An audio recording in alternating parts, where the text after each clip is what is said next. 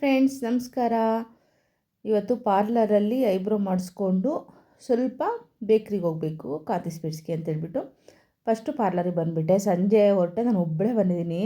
ಏನಂದರೆ ತುಂಬ ಯಾವಾಗಲೂ ಯಾರ ಜೊತೆ ಅಂದರೆ ಯೋಗನ ಜೊತೆನೇ ಯಾವಾಗಲೂ ಎಲ್ಲೇ ಹೋದ್ರೂ ಹೋಗ್ತಾಯಿದ್ನ. ಇವತ್ತು ಒಬ್ಬಳೇ ಹೊರಗಡೆ ಬಂದಾಗ ಫಸ್ಟ್ ಟೈಮು ನಾನು ಒಬ್ಬಳೇ ಬರ್ತಾಯಿದ್ದೀನಿ ರೋಡಲ್ಲಿ. ಇದೇ ಲೈಫಲ್ಲಿ ಫಸ್ಟ್ ಟೈಮ್ ಅನ್ನೋ ಥರ ಆಗೋಯ್ತು. ಫಸ್ಟೆಲ್ಲ ನಾನು ಒಬ್ಬಳೇ ಎಲ್ಲೇ ಹೋದ್ರೂ ಎಷ್ಟೇ ದೂರ ಆದರೂ ಓಡಾಡ್ತಾಯಿದ್ದೆ. ಇವಾಗ ಏನಾಗ್ಬಿಡ್ತಂದರೆ ಎಲ್ಲೋದ್ರ ಜೊತೆಲಿ ಹೋಗಿ ಹೋಗಿ ಹೋಗಿ ಸ್ವಲ್ಪ ಏನೋ ಒಂಥರ ಮುಜುಗರನೇ ಆಗ್ತಾಯಿತ್ತು, ನಿಜ ಹೇಳಬೇಕಂದ್ರೆ. ಒಬ್ಬಳೇ ಓಡಾಡೋದಕ್ಕೆ, ಒಬ್ಬಳೇ ಬರೋದಕ್ಕೆ ಅಂತ. ಅದಕ್ಕೆ ಯಾವತ್ತೂ ಜಾಸ್ತಿ ಯಾರ ಮೇಲೂ ಡಿಪೆಂಡ್ ಆಗಬಾರ್ದು. ನಾನೇ ಎಲ್ಲರಿಗೂ ಹೇಳ್ತಾ ಇರ್ತೀನಿ, ನಾನೇ ತುಂಬ ಡಿಪೆಂಡ್ ಆಗಿದ್ದೀನಿ ಯೋಗನ ಮೇಲೆ ಅಂತ. ಈ ಒಂದು ವಿಡಿಯೋ ಮಾಡಿದಾಗ ಅನ್ನಿಸ್ತು, ರೋಡಲ್ಲಿ ಬಂದಾಗ ತುಂಬ ಒಂಥರ ಅನ್ನಿಸ್ತಾಯಿತ್ತು ಓಡಾಡೋದಕ್ಕೆ ಒಬ್ಬೊಬ್ಬಳೇ. ಇನ್ನು ಐಬ್ರೋ ಮಾಡಿಸ್ಕೊಂಡು ಕಾಂತಿ ಸ್ವೀಟಿಗೆ ಬಸ್ಸಲ್ಲಿ ಒಬ್ಬಳೇ ಬಂದು ಸ್ವೀಟ್ಸ್ ತೊಗೊಂಡು, ಚಿರೋಟಿ ಪೇಣಿ ಎಲ್ಲ ತೊಗೊಂಡು, ನಮ್ಮ ಅಕ್ಕನ ಮಗಳಿಗೆ ಇಷ್ಟ, ಲಾಸ್ಟ್ ಟೈಮ್ ತಂದಿದ್ದಲ್ಲ ಅವಾಗ ನನಗೂ ಇಷ್ಟ ಅಂತ ಹೇಳಿದ್ದು. ಸರಿ ಅಂದ್ಬಿಟ್ಟು ಅವಳಿಗೋಸ್ಕರ ಇವತ್ತು ನಾನು ಒಬ್ಬಳೇ ಬಂದೆ. ಇನ್ನು ಬಸ್ಸಲ್ಲಿ ವಾಪಸ್ ಹೋಗೋಣ, ಅಲ್ಲಿಂದ ಬೇಕಾದ್ರೆ ಮನೆಗೆ ಆಟೋದಲ್ಲಿ ಹೋಗೋಣ ಅಂದ್ಕೊಂಡು ಎಷ್ಟೊತ್ತಾದರೂ ಬಸ್ ಸಿಗಲಿಲ್ಲ. ಸರಿ, ಇದು ತುಂಬ ಟೈಮಾಗಿ ಹೋಗುತ್ತೆ.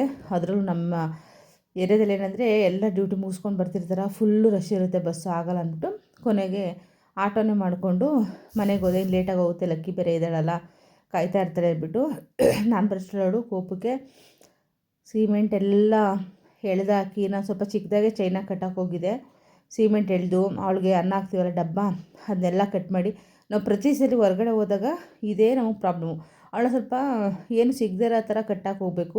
ನಾನೇನು ಮಾಡ್ತೀವಿ, ಊಟ ನೀರಲ್ಲಿ ಇಟ್ಟೋಗಿರ್ತೀವಿ, ಅಕಸ್ಮಾತ್ ಹೊಟ್ಟೆ ಹಸ್ವಾಗ್ತಿಲ್ಲ ಅಂತ ಆ ಡಬ್ಬನೂ ಪುಡಿ ಮಾಡಿ ಹಾಕ್ಬಿಟ್ಟಿರ್ತಾಳೆ. ನಾನು ಕಟ್ಟಕ್ಕೆ ಹೋಗಿದ್ದಾರ ಅಂದ್ಬಿಟ್ಟು. ಇನ್ನು ಅವಳನ್ನ ಬಿಟ್ಟಿಲ್ಲ, ನಾನು ಸ್ವಿಚ್ಚೆಲ್ಲ ಮಾಡ್ಕೊಂಡು ಬಟ್ಟೆ ಎಲ್ಲ ಬೆಳಗ್ಗೆನೇ ವಾಶ್ ಮಾಡಿ ಒಣಗಾಕಿದ್ನಲ್ಲ, ಫಸ್ಟ್ ಅದನ್ನೆಲ್ಲ ತೆಗೆದು ಇಟ್ಬಿಡ ಅಂದ್ಬಿಟ್ಟು ಅವಳೆಲ್ಲ ಗಲೀಜು ಮಾಡ್ಕೊಂಡಿದ್ದಾಳೆ, ಎಲ್ಲ ನೀರು ಹಾಕಿ ಆಮೇಲೆ ಅವಳನ್ನ ಬಿಡ ಅಂದ್ಬಿಟ್ಟು ಈ ಸಂಜೆ ಒಂದಷ್ಟು ಕೆಲಸಗಳನ್ನ ಮುಗಿಸ್ಕೊಂಡೆ. ಯೋಗರು ನೈಟ್ 12 ಗಂಟೆ ಆಗೋಯಿತು ಬರೋಷ್ಟೊಡೆ. ಕಾದು ಒಂಥರ ನಿದ್ದೆ ಬರೋ ಥರ ಆಗಿತ್ತು. ಆದರೆ ಬರೋವ್ರಿಗೂ ಮಲ್ಗೋದು ಬೇಡ ಅಂದ್ಬಿಟ್ಟು ಮನೆಯೆಲ್ಲ ಫುಲ್ಲು ಕೆಲಸ ಎಲ್ಲ ಮಾಡಿಕೊಂಡು ಏನೇನು ಪಾತ್ರೆ ಎಲ್ಲ ಕ್ಲೀನ್ ಮಾಡಿ ಇಟ್ಕೊಂಡ್ಬಿಟ್ಟೆ. ಯಾಕಂದರೆ ಅದು ನೆಕ್ಸ್ಟ್ ಡೇ ನಾವು ಊರಿಗೆ ಹೋಗ್ಬೇಕು ಅನ್ನೋ ಪ್ಲ್ಯಾನ್ ಇತ್ತು. ಅದಕ್ಕೋಸ್ಕರ ನಾನಿಲ್ಲಿ 2 ದಿನದ ವ್ಲಾಗ್ನ ಶೇರ್ ಮಾಡಿದ್ದೀನಿ. ಊರಿಗೆ ಏನು ಪ್ಲ್ಯಾನ್ ಮಾಡಿದ್ದೀವಿ ಅಂದರೆ, ನಾವು ಅವ್ರು ಯಾವಾಗಲೂ ನಮ್ಮ ಅಕ್ಕನ ಮಗಳು ಸರ್ಪ್ರೈಸ್ ಕೊಡು ಅಂತಿಲ್ಲ. ಮುಂಚೆನೇ ಹೋಗೋಣ, ಒಂದಿನ ಮುಂಚೆನೇ ಅಂದ್ಕೊಂಡ್ರೆ ಯೋಗವ್ರದ್ದು ಕೆಲಸ ಮುಗಿಲೇ ಇಲ್ಲ.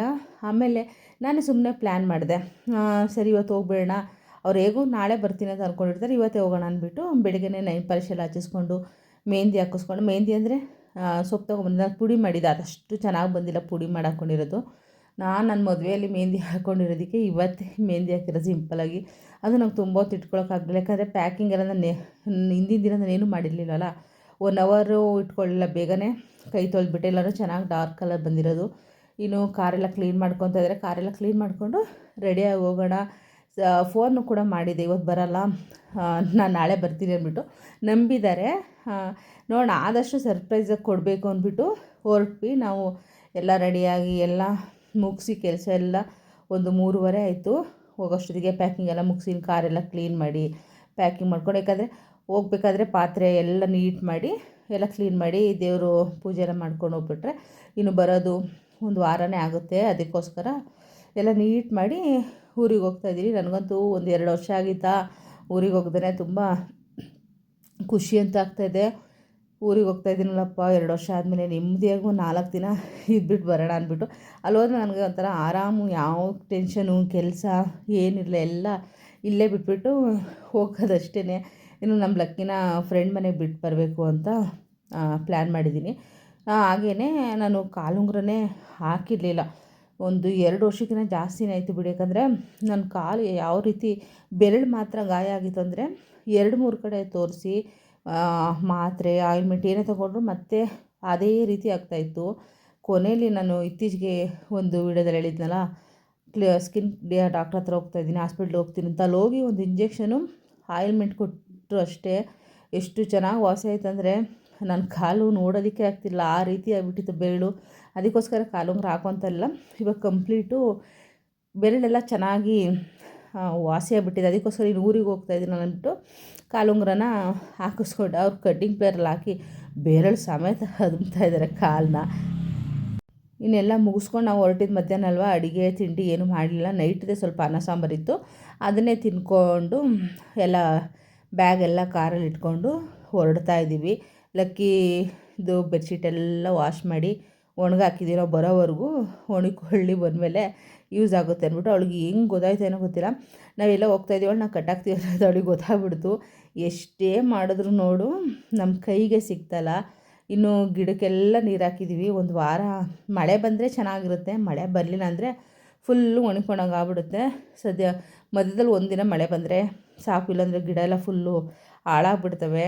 ಇನ್ನು ಬಟ್ಟೆ ಎಲ್ಲ ಪ್ಯಾಕ್ ಮಾಡಿಕೊಂಡು ಒಂದಷ್ಟು ಹೂವಿನ ಗಿಡ, ಅಂದರೆ ನಾನು ತೋರಿಸಿದ್ನಲ್ಲ ಎಷ್ಟೊಂದು ಹೂವು ಉದುರಿಸಿದ್ದಕ್ಕೆ ಇಷ್ಟೊಂದು ಗಿಡಗಳು ಬಿಟ್ಟಿದ್ದಾವೆ ಅಂತ ಹೇಳಿದ್ನಲ್ಲ, ಅದನ್ನೆಲ್ಲ ತೊಗೊಂಡಿದ್ದೀನಿ. ಒಂದಷ್ಟು ಗಿಡ ಕೊಡೋಣ ಊರಲ್ಲಿ, ಚೆನ್ನಾಗಿ ಹೂವು ಬಿಡುತ್ತೆ. ಅಕ್ಕ ಡೈಲಿ ಪೂಜೆ ಮಾಡೋದ್ರಿಂದ ಹೂವು ಬೇಕಾಗುತ್ತೆ ಅವರಿಗೆ ಅಂತ ಅಂದ್ಬಿಟ್ಟು ಅದನ್ನು ತೊಗೊಂಡು, ಮತ್ತು ಬ್ಲೂ ಕಲರ್ದೊಂದು ಹೂವಿನ ಗಿಡ ಇದೆ, ಅದನ್ನು ಕಟ್ ಮಾಡಿ ಒಂದು ಕವರ್ಲ್ಲಿ ಹಾಕಿಟ್ಕೊಂಡಿದ್ದಾರೆ. ತೊಗೊಂಡು ಹೋಗ್ಬಿಡೋಣ ಅಂತ ಹೇಳಿಬಿಟ್ಟು ಎಲ್ಲ ಪ್ಯಾಕಿಂಗು ಎಲ್ಲ ಕೆಲಸ ಮುಗಿದು ಕಾರ್ನ ಹೊರಗಡೆ ಹಾಕ್ಕೊಂಡು ಮತ್ತು ಒಳಗಡೆ ಕಾಂಪೌಂಡ್ ಒಳಗಡೆ ಆಟೋ ನಿಲ್ಲಿಸ್ಬಿಟ್ಟು ಹೋಗ್ಬಿಡೋಣ. ಆಟೋ ನಿಲ್ಲಿಸ್ಬಿಟ್ಟು ಇನ್ನು ಬೀಗ ಹಾಕ್ಕೊಂಡು ಹೋದರೆ ಗೇಟು ಸೇಫ್ಟಿಯಾಗಿರುತ್ತೆ ಗಾಡಿ ಅಂದ್ಬಿಟ್ಟು ಎಷ್ಟು ಹಿಡ್ಕೊಳ್ಳೋದಕ್ಕೆ ಹೋದ್ರೂ ಬೇಕಂತ ತಪ್ಪಿಸ್ಕೊಂತ ಅವಳೇನಾದರೆ ನಾವು ಬೇರೆ ಕಡೆ ಬಿಡ್ತೀವಿ ಅಂತ ಅವಳಿಗೆ ಗೆಸ್ಸಾಗಿಲ್ಲ.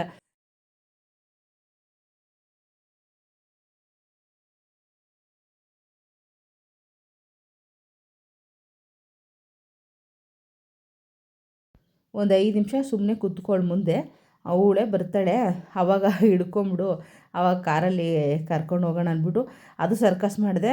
ಅವಳು ಭಾಳ ಬುದ್ಧಿವಂತಲಾಗ್ಬಿಟ್ಟಿದ್ದಾಳೆ. ಕುತ್ಕೊಂಡು ಕರೆದ್ರೂ ಕೂಡ ಹತ್ರಕ್ಕೆ ಬರುತ್ತಲ್ಲ. ಆಮೇಲೆ ಹೆಂಗೋ ಬೆಲ್ಟ್ ಹಿಡ್ಕೊಂಡು ಹೇಳ್ಕೊಂಡು, ಯಾಕಂದರೆ ಟೈಮ್ ಆಗೋಗ್ತದೆ, ಸ್ವಲ್ಪ ಬೇಗ ಹೋಗೋಣ ಕತ್ಲೆ ಆಗೋದಕ್ಕಿಂತ ಮುಂಚೆ ಅಂದ್ಬಿಟ್ಟು ಇದು ಮಾಡ್ತಾ ಇರೋದು. ಇನ್ನು ಇವಳನ್ನ ಬಿಟ್ಟು ಮತ್ತು ಗಾಡಿ ಪೆಟ್ರೋಲ್ ಹಾಕ್ಸ್ಕೊಂಡು ಅಲ್ಲಿ ನಿಂತು ಇಲ್ಲಿ ನಿಂತು ಅಂತ ಹೊರಡೋಷ್ಟೊತ್ತಿಗೆ ಟೈಮ್ ಆಗಿಬಿಡುತ್ತೆ. ಇನ್ನೆಲ್ಲ ಮುಗಿಸಿ ನಾವು ಹೊರಡೋಷ್ಟೊತ್ತಿಗೆ ಒಂದು 3:15 ಆಗೋಯ್ತು. ಇನ್ನು ಇವಳನ್ನ ಅಲ್ಲಿ ಬಿಟ್ಟು ಹೋಗ್ಬೇಕಷ್ಟೇ. ಈಗ ಚೆನ್ನಾಗಿ ನೋಡ್ಕೊ ಪ್ಲೀಸ್. ನೀನು ಚೆನ್ನಾಗಿ ನೋಡ್ಕೊತೀಯ, ನಂಗೆ ಗೊತ್ತು ಇಲ್ಲ ಅಂತಲ್ಲ, ಆದರೆ ಒಂದು ಮಾತು ಹೇಳ್ಬೇಕಲ್ಲ, ಹಚ್ಕೊಂಡ್ಬಿಟ್ಟಿದ್ದೀವಿ ಕಣೆ, ನಿಮ್ಗೆ ಗೊತ್ತು ತಾನು ನಾವು ಹಚ್ಕೊಂಡ್ಬಿಡ್ತೀವಿ ಅಂತ. ಈಗ ನನಗೆ ಅವ್ಳು ಬಿಟ್ಟೋಗಿ ನಿಜವಾಗ್ಲೂ ಇಷ್ಟ ಎಲ್ಲ ಗೊತ್ತಾ. ಕರ್ಕೊಂಡು ಹೋಗಿ ಇನ್ನೇನು ವಾಕ್ ಮಾಡಿಸು. ಹುಷಾರು, ಮನೇಲಿ ವಸ್ತುಗಳು ಕಿತ್ತಾಕ್ಬಿಡ್ತಾಳೆ, ಏನೋ ಬಾಕ್ಲಾಕೊಂಡು ಹೋದಾಗ ಹುಷಾರು. ಅಲ್ಲ ಇವಾಗ ಈಗ ಜಾಸ್ತಿ ಆಗ್ಬಿಟ್ಟದೆ. ಚೈನ್ ಇದೆ, ಬೆಳಗ್ಗೆ ಸಂಜೆ ಚುಚ್ಚು ಮಾಡ್ಕೊತಾವಳೆ, ಮಾಡೋಣ. ಸಂಡೇ ಬಂದ್ಬಿಡ್ತೀವಿ ನೋಡಿ. ಎಷ್ಟು ದೊಡ್ಡೋಳು ಅವಳು ನೋಡಕ್ಕೆ ಬಂದ ನೀನು ಅವಳನ್ನ. ಲಕ್ಕಿ ಕರ್ಕೊಂಡೋಗಿ ಚೆನ್ನಾಗಿ ಸಾಕಿದ್ದೀವ ಕೊಟ್ಟಿದ್ದಕ್ಕೆ, ಅದಕ್ಕೆ ಹುಷಾರು. ಎಲ್ಲ ಬಿಟ್ಕಿಟ್ಬಿಟ್ಟಿರಿ ಹೇಳು. ಬೆಡ್ಶೀಟ್ ಕೊಡೋಳ್ದು. ಹಾಂ ತಾರ್ಪಲ್ ಇಲ್ಲ ಅಲ್ಲೇನು ಅಜ್ಜಾಕ್ಬೇಡ, ಕಳಿಗೆ ಹಾಕು. ಲಕ್ಕಿಮ್ಮ ಚಿನಿ ಬಾಯ್ ನೋಡಿ ಹೆಂಗೋ ಓಡ್ತದೆ ನೋಡಲಿ. ಸಂಜೆ ಅಷ್ಟರಲ್ಲಿ ರೀಚ್ ಆಗಬೇಕಾ? ಲೇಟ್ ಆಗುತ್ತಲ್ವಾ, ದೂರ ಅಲ್ಲ ಮೈಸೂರು. ಅದೇನೆ ಈಗಲೇ 3:15 ಆಯ್ತು. ಇಲ್ಲೇ ಡಬ್ಬ ಡಬ್ಬ ಬೇರೆ ತನ್ನಿ. ಏನಿ ಭಾಳ ಇದೆಯಾ ಕಣ್. ಲಕ್ಕಿ ಬಾಯಮ್ಮ ಬಾಯ್.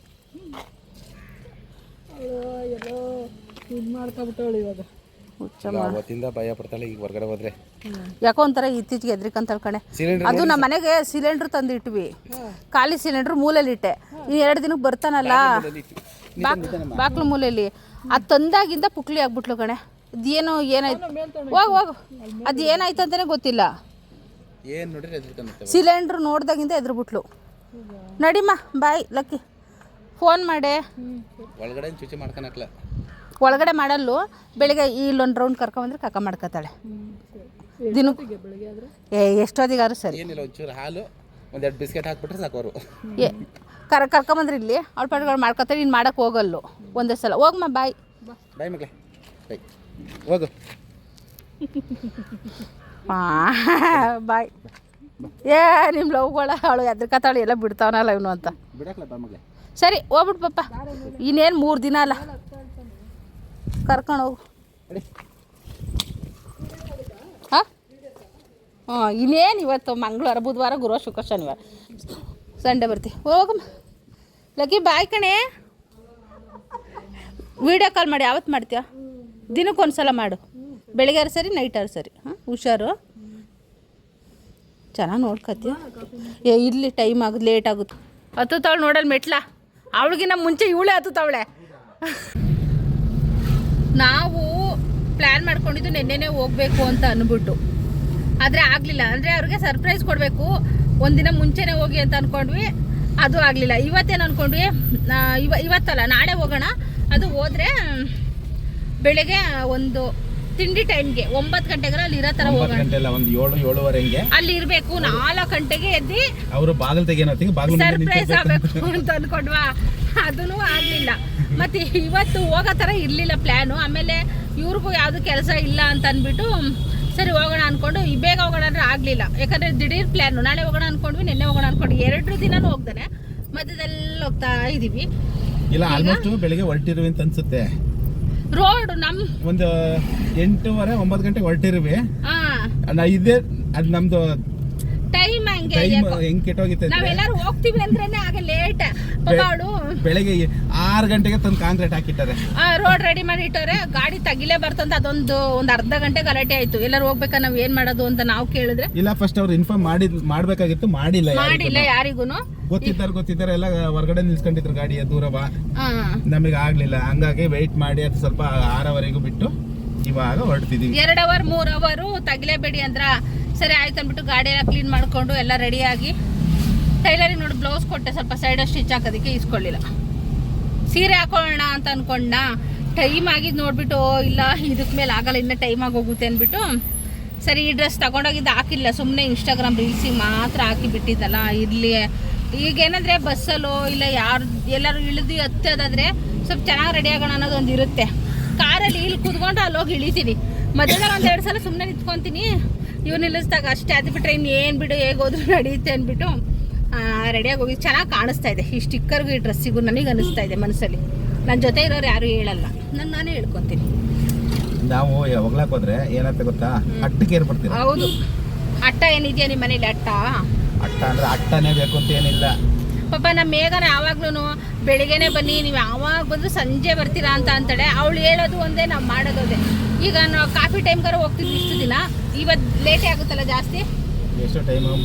3:15 ಆಯ್ತು. 3:30 ಅಂದ್ರೆ 6:30. ನಾನೊಂದು 5:15 ಹೋಗೋಣ ಅನ್ಕೊಂಡ್ರೆ ಅಷ್ಟು ಬೇಗ ಹೋಗಲ್ಲ, ಕರ್ಕೊಂಡು ಹೋಗಲ್ಲ ಇವರು. ಒಂದು 6 ಗಂಟೆ ಅಷ್ಟೊತ್ತಿಗಾದ್ರೂ ಹೋದ್ರೆ ನೋಡೋಣ. ನಾನು ಕಾಲ್ ಮಾಡಿದ್ದೆ ಸರ್ಪ್ರೈಸ್ ಆಗಿ, ಇಲ್ಲ ಇವತ್ತು ರೋಡಿಂಗ್ ಆಗ್ಬಿಟ್ಟಿದೆ, ಗುರುವಾರ ಬರ್ತೀನಿ ಅಂತ ಸುಮ್ಮನೆ ಹೇಳಿ ನಂಬಿದ್ದಾರೆ. ಯಾಕಂದ್ರೆ ನಾನು ರೆಡಿ ಆಗಿರಲಿಲ್ಲ. ಹಾಗೂ ವಿಡಿಯೋ ಕಾಲ್ ಎಲ್ಲ ಮಾಡಿ ಅವಳು ಚೆಕ್ ಮಾಡಿದ್ಲು. ಸುಳ್ಳು ಹೇಳ್ತೀನಿ ಏನೋ ಸರ್ಪ್ರೈಸ್ ಕೊಡೋಕ್ಕೆ.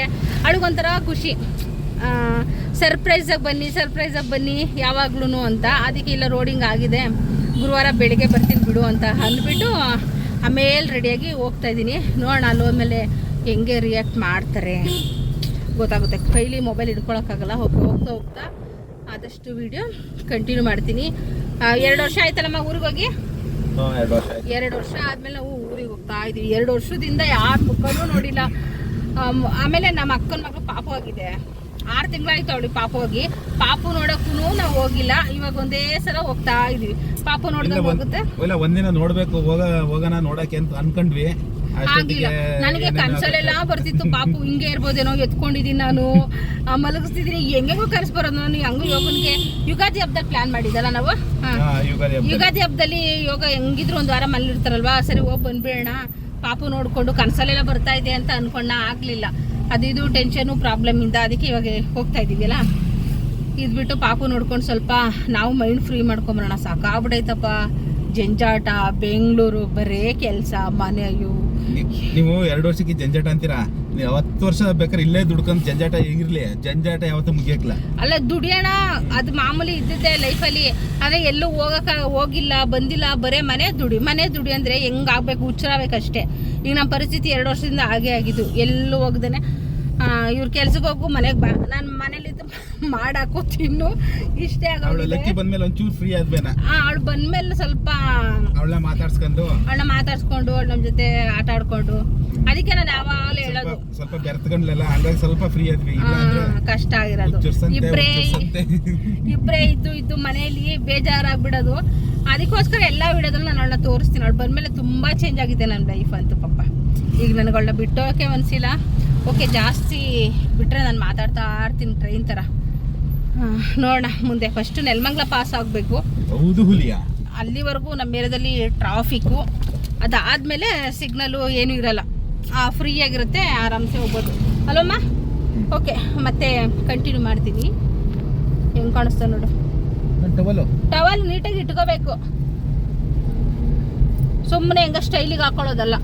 ಏಯ್ ನಂಗೆ ಗಾಡಿ ಓಡಿಸ್ಬೇಕಾದ್ರೆ ಕೈಯಲ್ಲೇ ಬಿಡ್ಬೇಡ ನೀನು, ಕ್ಲೀನಾಗಿ ಓಡಿಸು. ತಮಾಷೆ ಮಾಡ್ಬಾರ್ದು, ನನಗೆ ಹಿಡ್ಸಲ್ಲ ನಂಗೆ ಡ್ರೈವಿಂಗ್ ಮಾಡಬೇಕಾದ್ರೆ. ಸೀರಿಯಸ್, ಸೇಮ್ ಈಗ ಪಕ್ಕ ನಮ್ಮೂರವ್ರ ಥರನೇ ಕಾಣಿಸ್ತಾ ಇದೆಯಾ, ಆಮೇಲೆ ಅಂಕಲ್ ಥರನೇ ಕಾಣಿಸ್ತಾ ಇದೆಯಾ ಅಗ್ಲಿ ಮೇಲೆ ಟವಲ್ ಹಾಕೊಂಡ್ಮೇಲೆ. ಅದನ್ನೇ ನಾನು ಹೇಳೋದು. ಅಂಕಲ್ ಅಂದ್ರೂ ಒಪ್ಕಂತೀನಿ, ತಾತ ಅಂದ್ರೂ ಒಪ್ಕಂತೀನಿ, ಹುಡುಗ ಅಂದ್ರೂ ಒಪ್ಕಂತೀನಿ. ಅವತ್ತು ಹೇಳಿದ್ನಲ್ಲ ಅಂಕಲ್ ಟೀ ಶರ್ಟ್ ನಂಗೆ ಇಷ್ಟ ಇಲ್ಲ ಅಂತ, ಸಾಕತ್ತಾಗೈತೆ ಅಪ್ಪ. ಅವರೆಲ್ಲರೂ ಯಾರ್ಯಾರಿಗೆ ಇಷ್ಟ ಆಯ್ತು ಎಲ್ಲರೂ ಕಮೆಂಟ್ ಮಾಡಿ. ಅವ್ರು ಇಳಿದಾಗ ನಾನು ವಿಡಿಯೋ ಮಾಡ್ತೀನಿ, ಅವಾಗ ಕಮೆಂಟ್ ಮಾಡಿಲ್ಲ ಅಂದ್ರೆ ಇಷ್ಟ ಇಲ್ಲ ಅಂತ ಹೆಂಗಿದೆ ಅನ್ನೋದು ಯಾರು ಮಾಡಲ್ಲ ನೋಡು. ಅಲ್ಲ ಅಂಕಲ್ದೆ ಅದು. ಯಾರ್ಯಾರಿಗೆ ಇಷ್ಟ ಇಲ್ಲ, ಯಾರ್ಯಾರಿಗೆ ಇಷ್ಟ ಇಲ್ಲ ಅವ್ರು ಕಮೆಂಟ್ ಮಾಡಬೇಡಿ.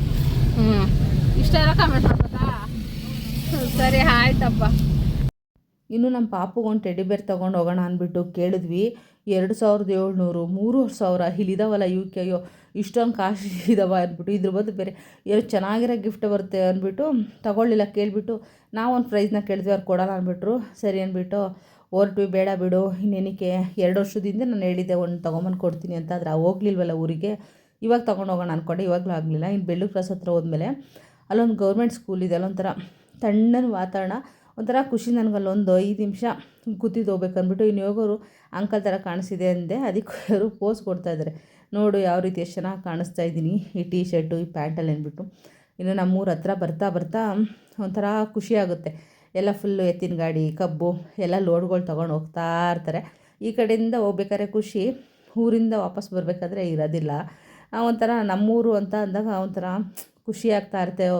ಮನೆ ಬಂತು, ಇನ್ನೇನೋ ನಮ್ಮ ಊರಿಗೆ ಹೋಗ್ತಾಯಿದ್ವಿ, ಹೆಂಗೆ ಲೆಕ್ಕ ಹಾಕ್ತಿರ್ತೀನಿ ನಾನು ಪಾಂಡುಪುರ ಬಂದ ತಕ್ಷಣ. ಅಂದರೆ ಇನ್ನೆಷ್ಟು ಪಾಂಡುಪುರ ಬಂದಮೇಲೆ ಮನೆ ಸಿಗೋದಕ್ಕೆ ತುಂಬ ಲೇಟು ಅಂತ ಅನ್ನಿಸ್ತಾ ಇರುತ್ತೆ.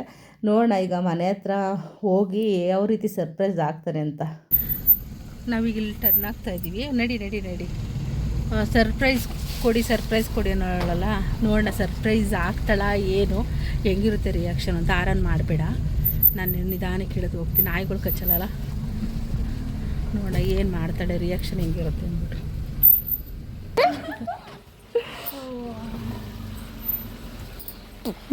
ನಾನು ಹಂಗೆ ಬರೋಣ ಏನು ಡೌಟ್, ನಿಜನೇ ಹೇಳಿದ್ದ ನಾನು, ಗೊತ್ತಾ? ಇವಳು ಅವತ್ತು ಹೇಳಿದ್ದಲ್ಲ.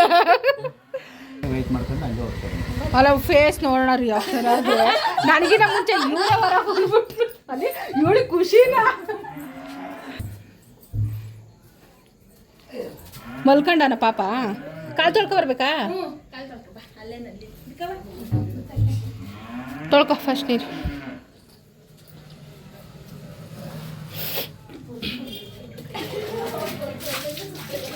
ನಾನು ಹಂಗೂ ನಿಧಾನಕ್ಕೆ ಇಳಿದು ಬಂದೆ, ಗೊತ್ತಾ? ನಾನು ಅವ್ರಿಗೆ ಸರ್ಪ್ರೈಸ್ ಕೊಡೋಣ ಅಂದರೆ ಅವರೇ ನನಗೆ ಸರ್ಪ್ರೈಸ್ ಕೊಟ್ಬಿಟ್ರು. ಯಾವಾಗಲೂ ಆ ಕಡೆ ರೂಮಲ್ಲಿ ಇರ್ತಿದ್ದವರು ಇವತ್ತು ಈ ಕಡೆ ರೂಮಲ್ಲಿದ್ದಾರೆ. ಅದರಿಂದ ನಾನು ಇಳಿದು ಬಂದಿದ್ದು, ಮತ್ತು ಕಾರ್ ಬೆಳಕು ಗೊತ್ತಾಗಿ ಹೊರಗಡೆ ಬಂದುಬಿಟ್ರು. ಇಲ್ಲಾಂದರೆ ನಿಜವಾಗ್ಲೂ ಫುಲ್ ಸರ್ಪ್ರೈಸ್ ಆಗ್ತಿದ್ರು ನಾನು ಸಡನ್ನಾಗಿ ಮನೆ ಒಳಗಡೆ ಹೋಗಿದ್ರೆ. ಇನ್ನು ಇವತ್ತಿನ ವೀಡಿಯೋ ಖಂಡಿತ ನಿಮ್ಮೆಲ್ಲರಿಗೂ ಇಷ್ಟ ಆಗಿದೆ ಅಂದ್ಕೊಳ್ತೀನಿ. ವೀಡಿಯೋ ಇಷ್ಟ ಆದರೆ ಪ್ಲೀಸ್ ಒಂದು ಲೈಕ್ ಮಾಡಿ, ಕಮೆಂಟ್ಸ್ ಮಾಡಿ. ಹೊಸ್ದಾಗಿ ಯಾರೆಲ್ಲ ನನ್ನ ಚಾನಲ್ ನೋಡ್ತಾ ಇದ್ದೀರಾ ದಯವಿಟ್ಟು ಸಬ್ಸ್ಕ್ರೈಬ್ ಮಾಡಿಕೊಂಡು ಸಪೋರ್ಟ್ ಮಾಡಿ. ಮತ್ತು ನಾನು ನೆಕ್ಸ್ಟ್ ಲಾಗೋ ಸಿಗ್ತೀನಿ. ಇವತ್ತು ನಮ್ಮ ಪಾಪು ನಾನು ಬಂದಿದ್ದ ಖುಷಿಗೆ ನೀನೇ ಮಲಸು ಅಂದ್ಬಿಟ್ಟು ಅವ್ರ ಅಮ್ಮನೂ ಬೇಡ ಅಜ್ಜಿನೂ ಬೇಡ ಅಂತ ಬಂದು ಪಕ್ಕದಾಗ ಮಲ್ಕೊಂಬಿಟ್ಟಿದ್ದಾಳೆ.